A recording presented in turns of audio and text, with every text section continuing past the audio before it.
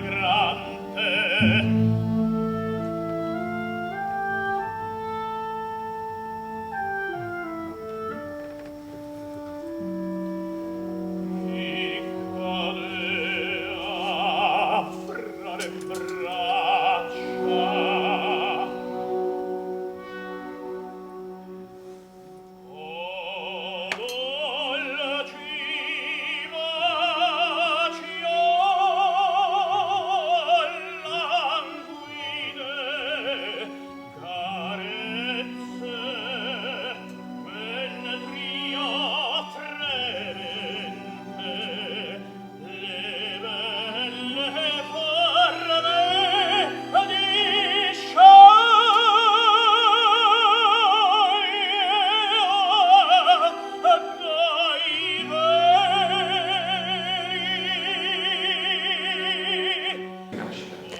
Beh, Maser, quando parliamo di Maser si parla di Villa Barbaro qui di Maser, un connubio perfetto tra architettura e natura.